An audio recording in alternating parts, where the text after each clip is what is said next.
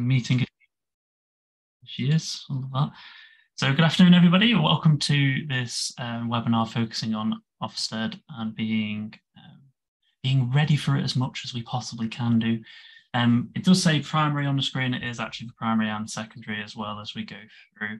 I'll just introduce myself and then we will make a start. So my name is Andy, or Andrew. I'm the community lead for eduu.school and I'm a primary edtech lead across a few schools as well during my day jobs. You know, we all have different day jobs nowadays.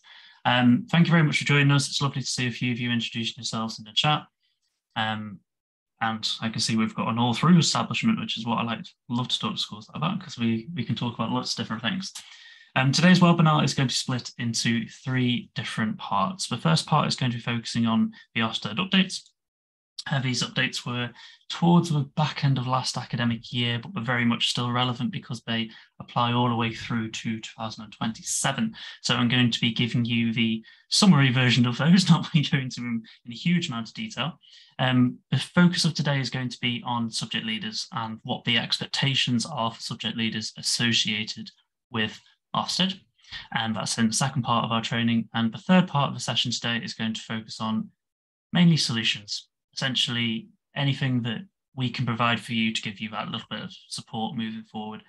Perhaps you've got an Ofsted due coming up soon, perhaps. Maybe that's why you're here today.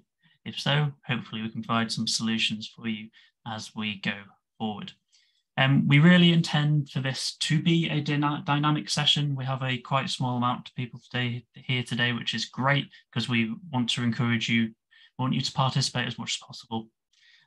We'll keep it very bespoke, try and keep the session flowing as much as possible. And if you do have any questions throughout, please just feel free to either unmute your microphone or post them in the chat. I am keeping an eye on the chat and as I'm presenting, but I will stop it in intervals as well, just to make sure there aren't any questions as we go through. Okay, so let's carry on, shall we? So just to tell you a little bit about us and what we're up to and who we work with. Just couple of minutes or so, we have a lot of ongoing relationships with schools. We're lucky enough to work with primary and secondary schools. We work with multi-academy trusts.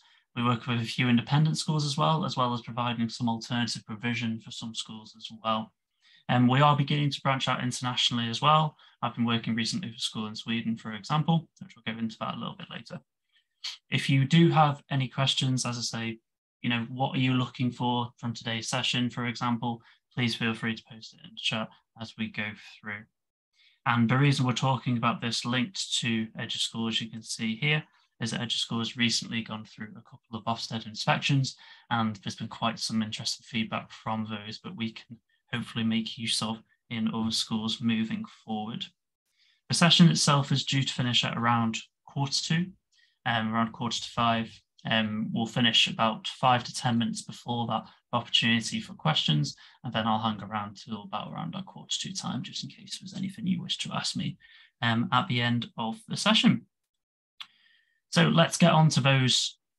Let's get on to those Ofsted updates. So these were released, as I say, towards the back end of last academic year, and as well as being an increased focus on early years, I'm sure a few of you are aware of. They created this new 5-year strategy, and they created this really to address the devastating impact of the pandemic, essentially, and especially on some of the youngest children in England. I have a 2-year-old daughter myself, so I can fully appreciate the fact of how devastating the COVID-19 lockdowns were on children. I'm not going to spend too long here because I want to focus on more on solutions rather than just cold hard facts, shall we say, but we recommend really that you keep an eye on Edu Twitter because there's lots of insight there. And the Ofsted blogs that we have on their site, as well as the YouTube channels, are actually quite helpful and they provide a really nice way of going into it. What I want to talk to you about a little bit more in detail today is the IEF update webinar from Ofsted, and you can find that, as I mentioned, just on the YouTube channel. But I'm going to give you kind of a summary of it, I suppose you'd say today. This content, along with our school experience, as I mentioned earlier, a couple of our schools have had Ofsted recently. We feel that we're very fortunate and able to share a real precise and up-to-date stories of how Ofsted have come into the schools and how they've made use of how teachers have answered their questions and how they've really ultimately benefited from the questions that they've actually had. Throughout the session, there will be some handouts. These handouts will be emailed to you at the end of the session. It's just as we go through, we may make reference to them as we go through as well.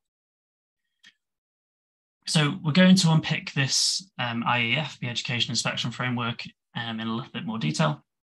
It comes from their original webinar update. These were back in March time, if you wanted to actually go and watch them yourself. They're free and they are really, really useful for you to have a look at them a little bit more in detail, but they are quite innovative for Ofsted, if I do say so. And we find them really quite super refreshing in terms of what we've actually looked at.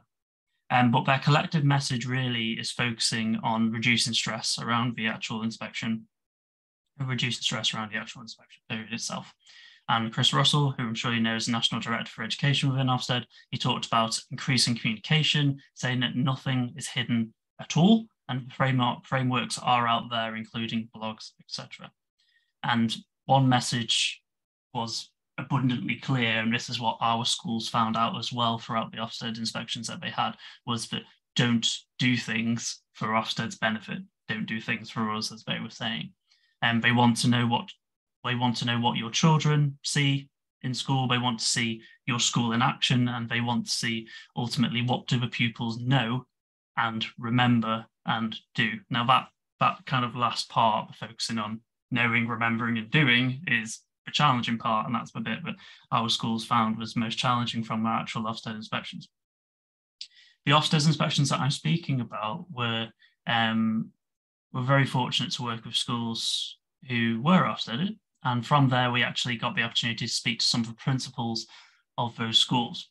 And from those chats, we actually made a short little podcast to kind of bring the main details into, hopefully make use for other schools.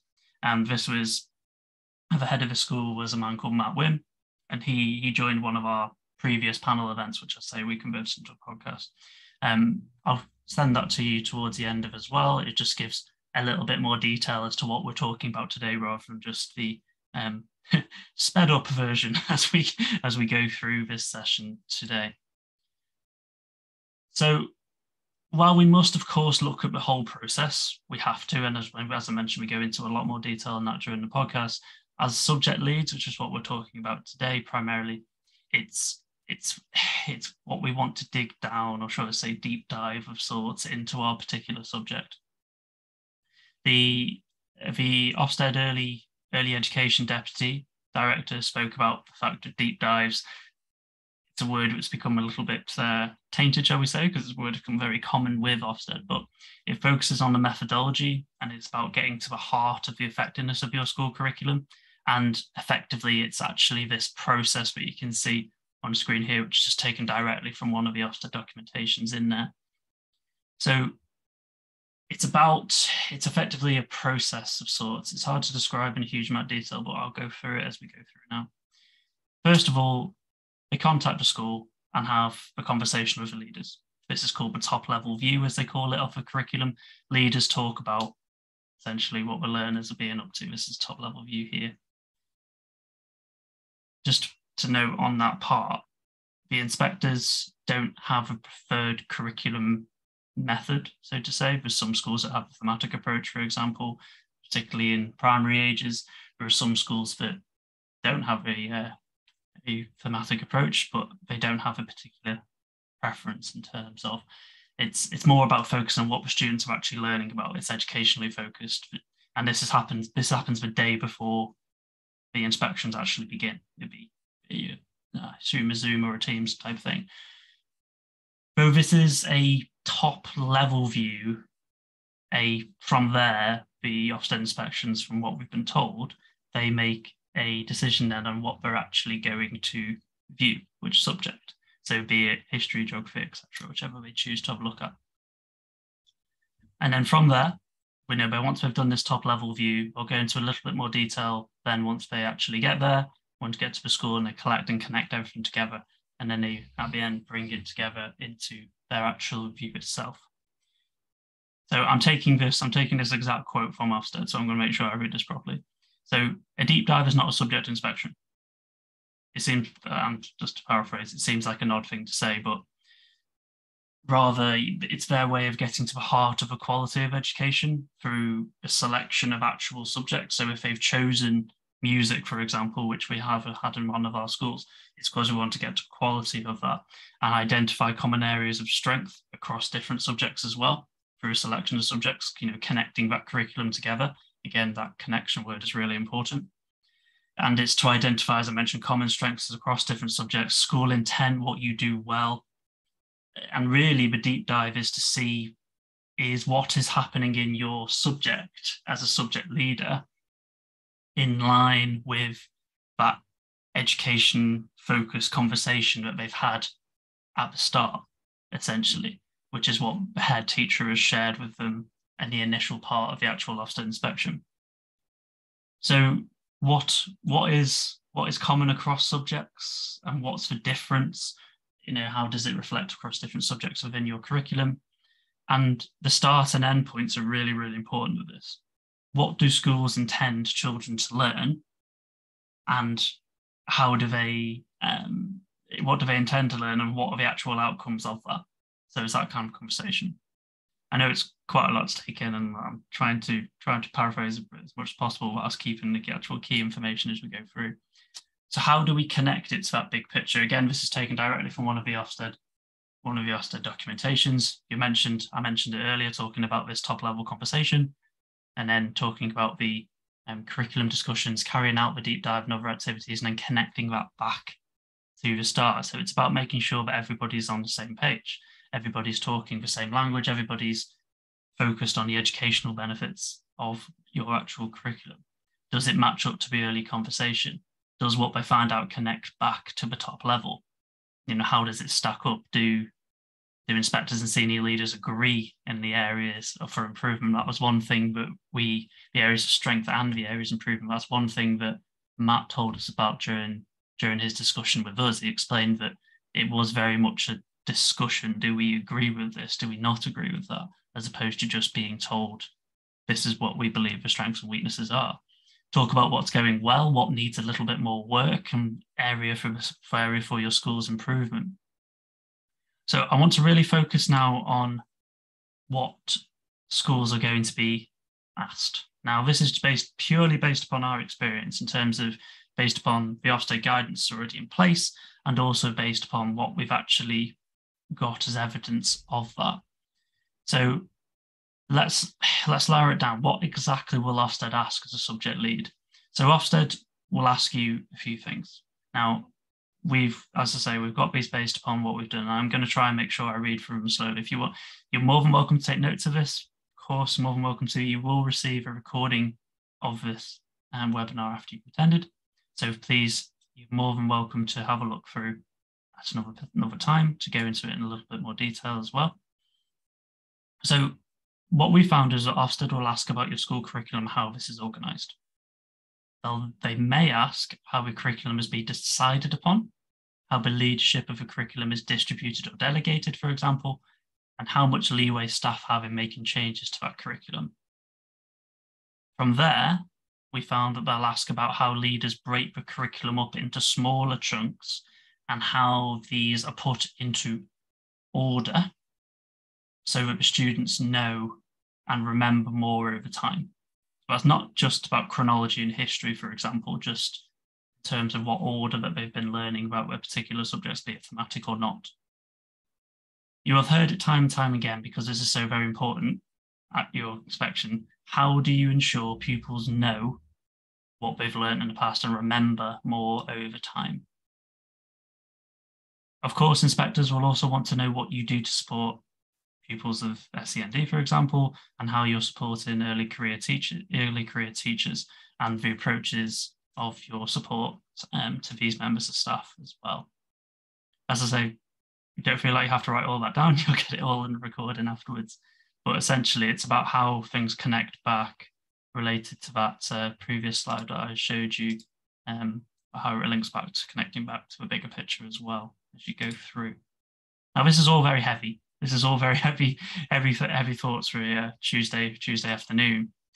But as a subject leader in your role of it, if you haven't let us know what subject you lead at this point, this would be a fantastic time to put it in the chat, for example, if you do lead a particular subject.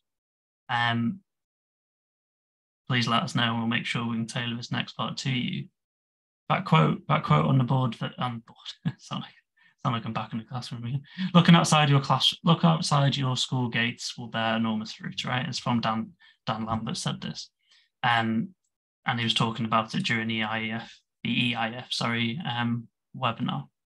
And it talks about the fact that Ofsted are not expecting, thank you, geography and ICT, brilliant. That was two of my subject leads, that was. Ofsted do not expect schools to design a curriculum all by themselves.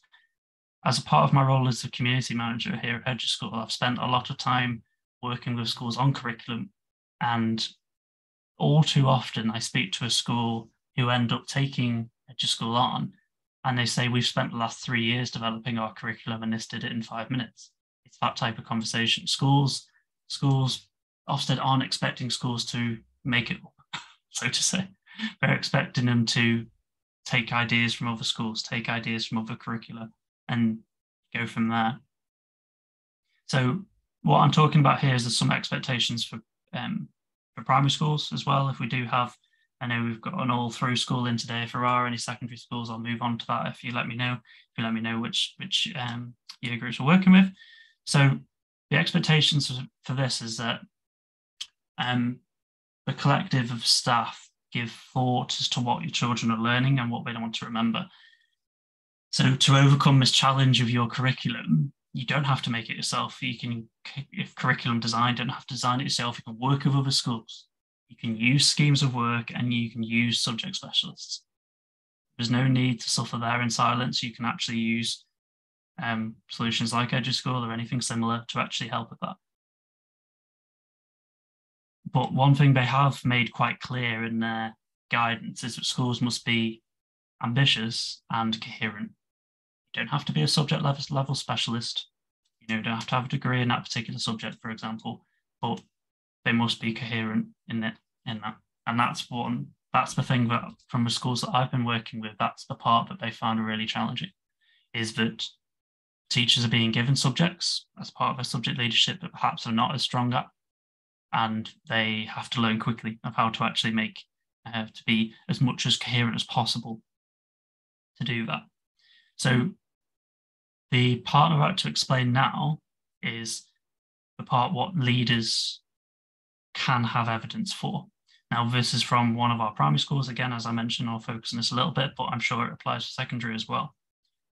So one for evidence that you can do as a part of leading and developing your subject is an overview of your curriculum from early years all the way up to year 6, for example, or beyond if you're talking to secondary.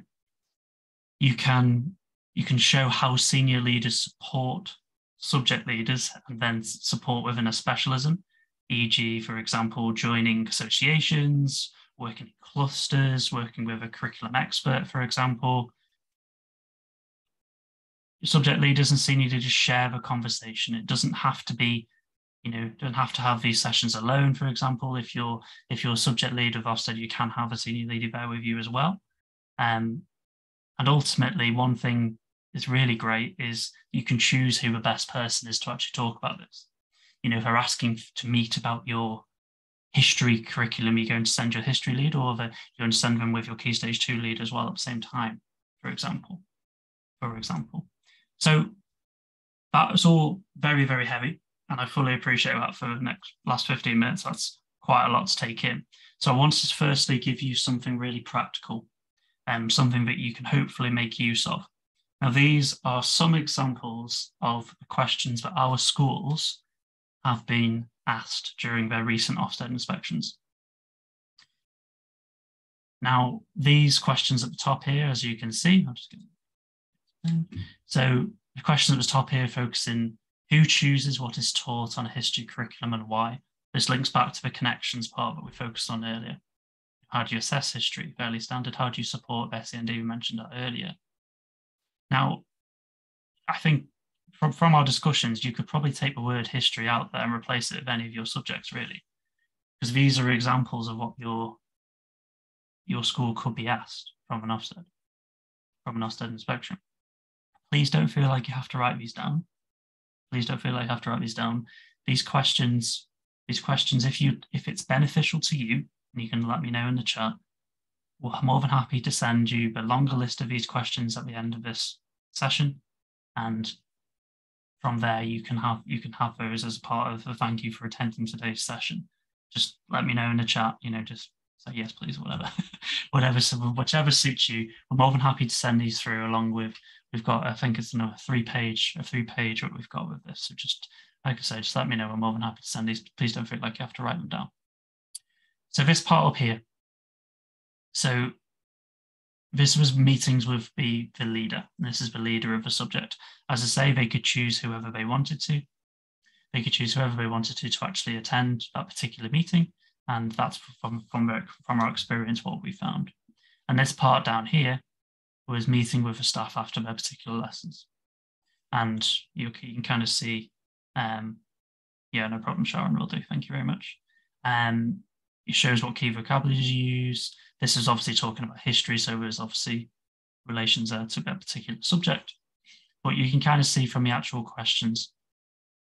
Yeah, and like I say, you can kind of see from when we go through the actual questions, how they connect everything together in a little bit more detail. And then, like I say, you could probably change the word history very easily as you go through. So I'll send that through to those folks that request it at the end of the session as well. If it's beneficial to you, that is not a problem. Okay, so a few more joining us in, so welcome, thank you, thanks for joining us. And we've just paused on the screen talking about some sample Ofsted questions, which were taken from some of our recent Ofsted inspections where we made use of eduu.school as well. So I can send those through to you at the end, as I've just mentioned. Okay, so let's move on to a possible solution for this. So we've spoken about these type of questions that you've had, and this one that I've highlighted here for today, which talks about how do you ensure chronology is taught and understood by the children, has the history lead, very apparent. We're going to try and give you some kind of a solution today that you can take away. So I'm going to go into eduu.school in a little bit more detail. I'm going to take, like I say, about a chronology question, and we'll go into the actual platform itself. And here are some of the examples from that. So I'm just going to go into eduu.school itself.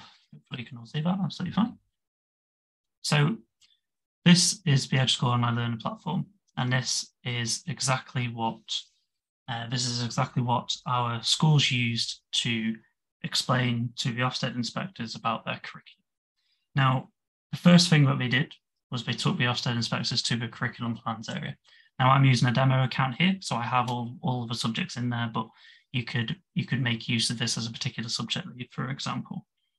So we've talked about history, so I will go and find a history curriculum overview, and I'll focus on Key Stage 1 and 2 for now, and then move on to Key Stage 3 if there are any secondary specialists in the room this evening. So here's one example of the essential knowledge and skills progression that is included within eduu.school.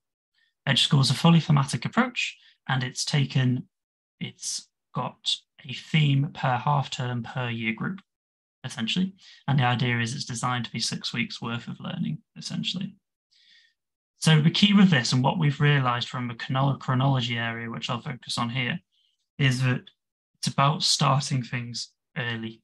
It's about starting chronology as early as possible with students, as young as year 1 as possible. And it sounds really challenging. It sounds like something which almost seems impossible to do with children as young as 5 years old, but it can actually be done. And this is reflected in the actual progression map that you show here. And as I say, just an example, Key Stage 1 all the way up from lower Key Stage 2 to upper Key Stage 2 as well as we go through. So let's go into one of the themes in a little bit more detail. So I'm just going to go back to the home screen, and then I'm going to go into open a theme or a unit. Now, as I mentioned, I'm going to start this time by focusing on Key Stage 1. This is when it doesn't load for me, because this is what happens whenever I do a demonstration. And then we go to Key Stage 1. Now I'm going to go into Amazing Animals, because you're probably thinking, well, as soon as I click on to a theme by the name of Amazing Animals, that surely Amazing Animals doesn't have much to do with chronology. As you can see, as I'm sure some of you have already read here, focused predominantly on art as a subject, focused on geography, PSHE, and science as well. However, every theme within eduu.school is about trying to make those connections. That's the tagline within it. And we found during our discussions with Ofsted inspectors talking about chronology was that our teachers made use of these people, place, and time resources that are available in all of our themes. And the goal of these is to try and create a connection between all of the themes through similarities. Now I'm in Amazing Animals here, and it shows what these particular resources are all about. People, place, and time is about connecting the key individuals, the key places, and the key time period associated with that theme, regardless of that theme being history, geography, art related. It's always in there every single time.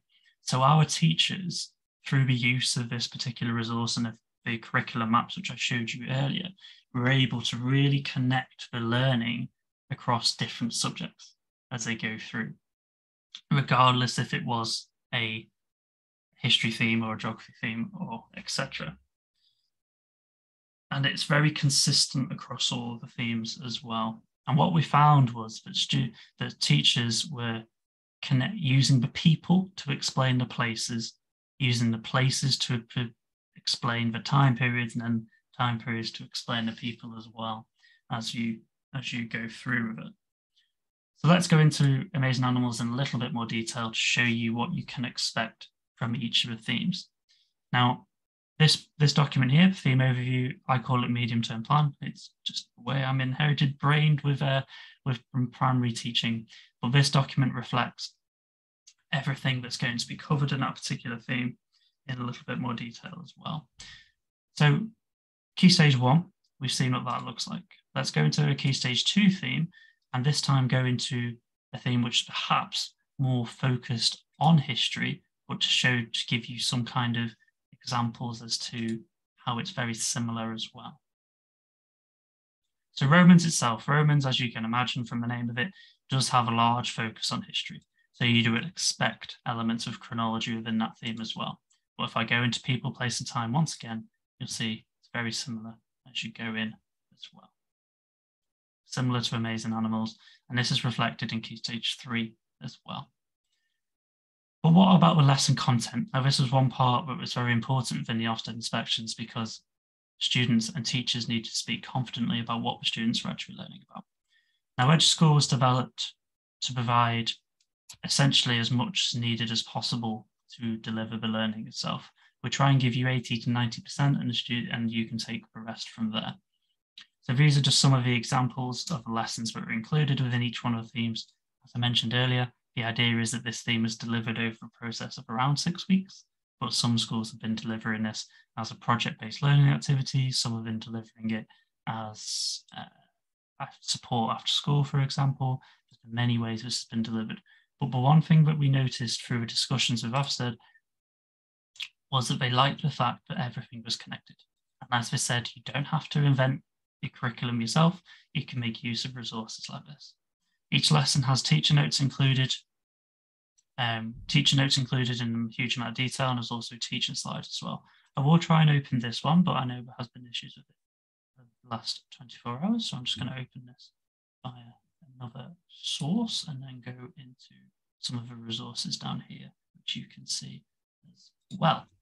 So we focused on Romans at Key Stage 2. We looked at Key Stage 1 as well. Let's focus now on a little bit more because we haven't got that much longer left on our actual webinar for today. And I want to send you away with something really of value before the end of the session. Let's focus on Key Stage 3. I know we've got a couple of Key Stage 3 folks in here today. And that's focusing, I'm going to go into one of my favorite themes, which is Citizen Me. And the reason this is one of my favorite themes is because I've actually used this theme across multiple countries, multiple different languages as well. It's been used here in the UK, but it's also been used to facilitate English teaching in Sweden as well.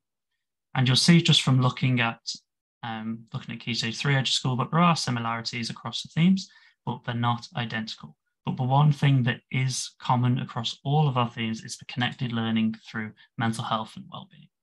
Now, this was commented on by Ofsted as a great way to facilitate the teaching of positive mental health and well-being, because within the actual themes itself, and I'll just go back into Key Stage 2 to give you an example, within the actual themes themselves, we have embedded mental health and well-being within those particular subjects.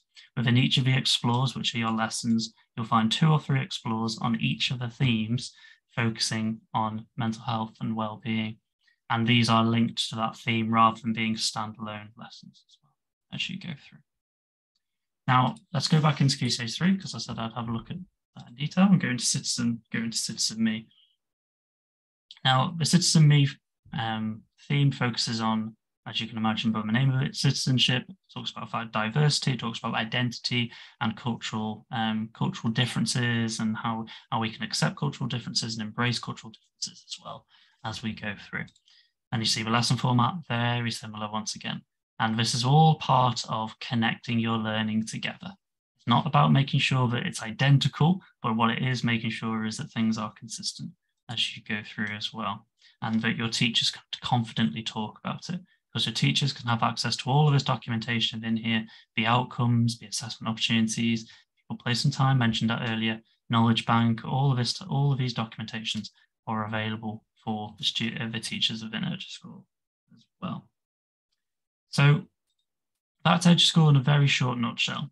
However, I don't want to spend a huge amount more time focusing on that. I'd rather go back to the presentation and say to you, if something that I've shown you there has piqued your interest, and you think, yeah, I'd like to have a look about that in a little bit more detail, maybe it's a particular subject I didn't go into today. I apologise for I didn't go into geography for you there, Sharon, but if there's a particular subject that you'd like us to go into a little bit more detail, my colleague James has just posted in the chat my Calendly link, and what that'll allow you to do, if you click on that link, it'll allow you to book a slot of whenever suits you, roughly, in just to have a chat with me, and we can go into something a little bit more detail. More than happy to do that at a time that suits you, and when we can have a chat further, because I don't want to spend more time on this than is actually needed, because I want you to go away with something really of value for today. But if you want to book on, you're obviously more than welcome to. I'm going to pause there. Because we haven't paused for questions yet, and that's me talking for nearly half an hour, which is far too long for me to talk. I have had a few questions through prior to the session, but before I tackle those, does anybody have a question that they would like to ask before I go on to those particular questions? Feel free to unmute yourself or post in chat.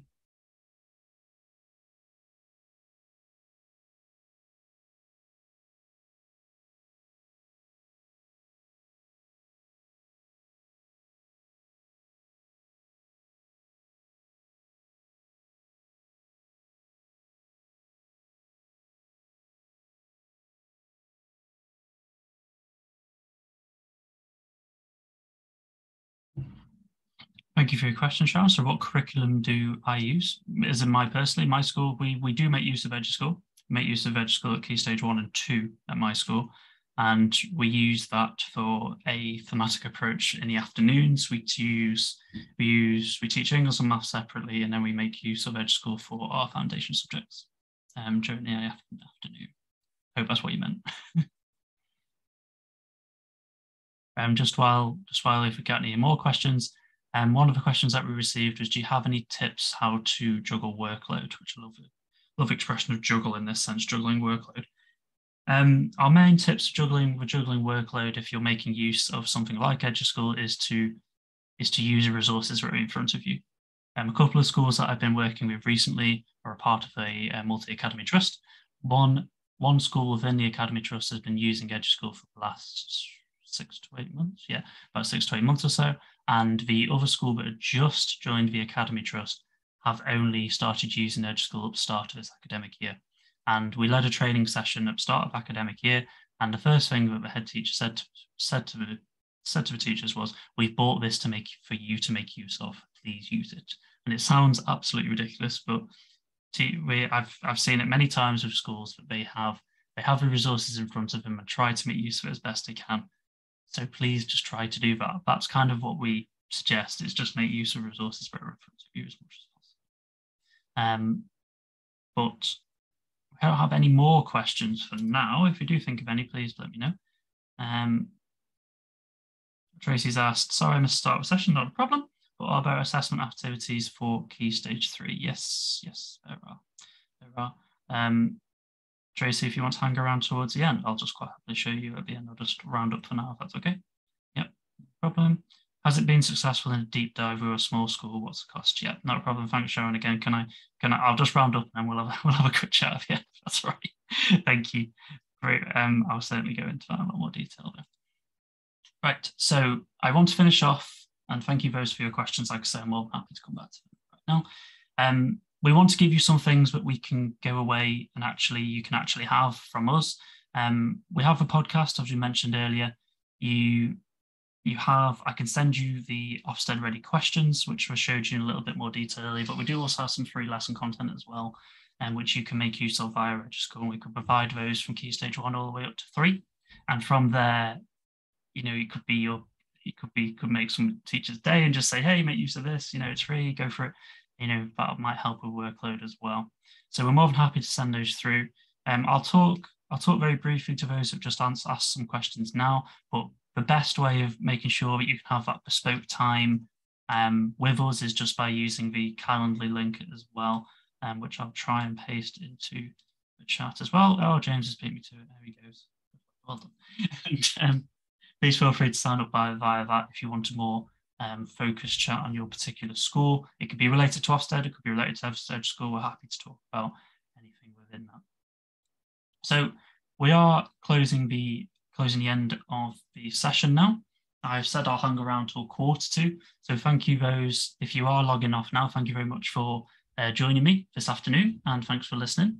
And if you are hanging about to ask me a couple of questions, not a problem as well. But apart from that, everybody else, thank you very much for coming and take care.